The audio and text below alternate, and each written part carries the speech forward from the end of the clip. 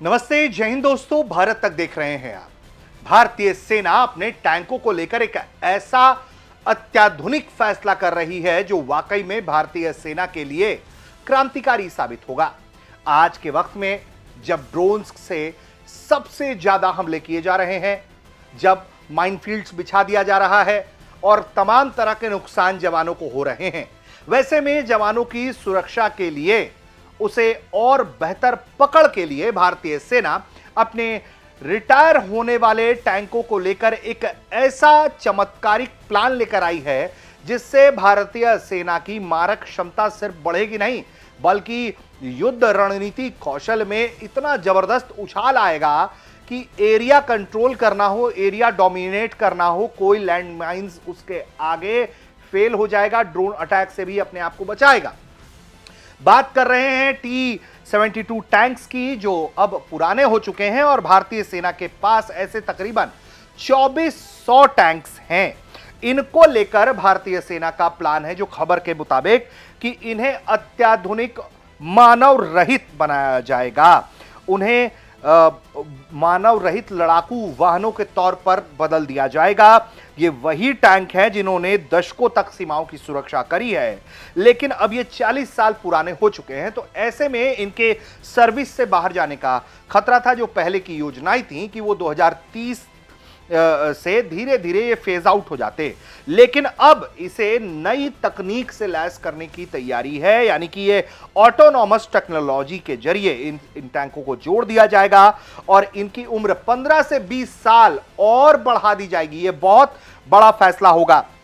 इस फैसले के पीछे जो है रणनीतिक सोच ये है कि भविष्य में जहां सैनिकों को जान को ज्यादा जोखिम है, जैसा कि मैंने कहा बताया, एरिया कंट्रोल लेना है, मार्च करना है, एडवांस करना है, माइंस बिछे हुए हैं, तो ऐसे में पहले सैनिक जाता, नुकसान होते, लेकिन ये मानव रहित युद्धक वाहन यानी कि जो टैंक्स हैं वो जब जाएंगे तो एरिया कंट्रोल आसान हो जाएगा और बिना किसी नुकसान के होगा। यानी कि ये जो रोबोटिक टैंक्स हैं इनका इस्तेमाल किया जाएगा और कहां होगा ये भी समझिए।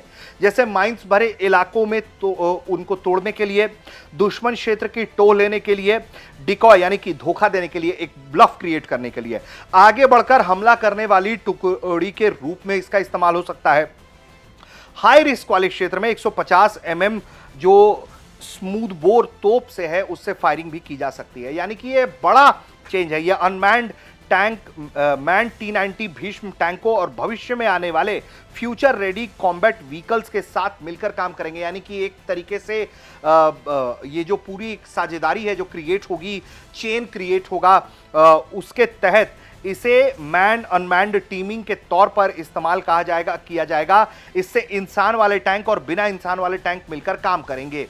और ये रशिया यूक्रेन युद्ध में भी हमने देखा है कि कैसे लगातार आधुनिक दौर में ड्रोन्स और anti tank guided missile, top attack हथियारों ने पारंपरिक टैंकों को बहुत मुश्किल में डाला है। ऐसे में इसका अपग्रेडेशन जो है वो हमको बहुत फायदा देगा। चूंकि ये रिमोट संचालित होगा तो इसे पूरी तरीके से जो है वो सुरक्षा प्रदान करेगा हमारे जवानों को, और कंट्रोल भी लेना इलाका आसान हो जाएगा, एडवांस करना आसान हो जाएगा। सबसे बड़ी बात यह है कि ये जो टैंक है इनकी मारक क्षमता है वो अपनी पूरी ताकत से काम करेंगे और ये पूरी तरीके से मानव रहित होंगे। बताया यह जा रहा है कि अनमैन्ड टैंक बनाने में करीब 25 करोड़ रुपए का खर्च आएगा हर टैंक पे। पुराने टैंकों को स्क्रैप करने की जगह जो है इन्हें नए सिरे से इस्तेमाल करने का जो सेना को बहुत बड़ा फायदा जो है वो मिल जाएगा। इन टैंकों में पहले से ही शक्तिशाली 125 mm तोप लगी है। अब सेंसर, कैमरा और ऑटोनॉमस सिस्टम जो है इसे जोड़ दिया जाएगा जो कि इसे और विध्वंसकारी बना देगा।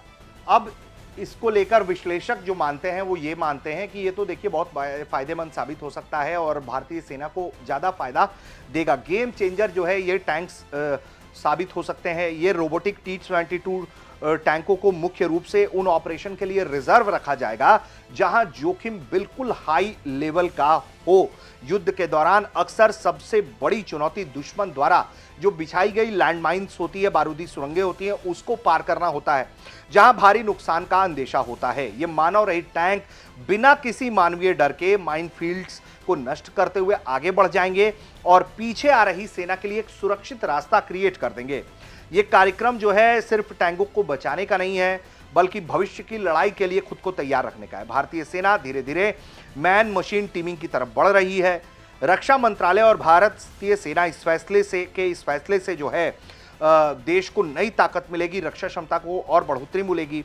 पुराने T-72 अब रोबोट टैंक्स बनकर दुश्मन के लिए बड़ी चुनौती जो है वो पेश करेंगे। यानी कि एक तरीके से ये जो नया आधुनिकीकरण है उसके तहत इन टैंक्स को तब्दील किया जा रहा है।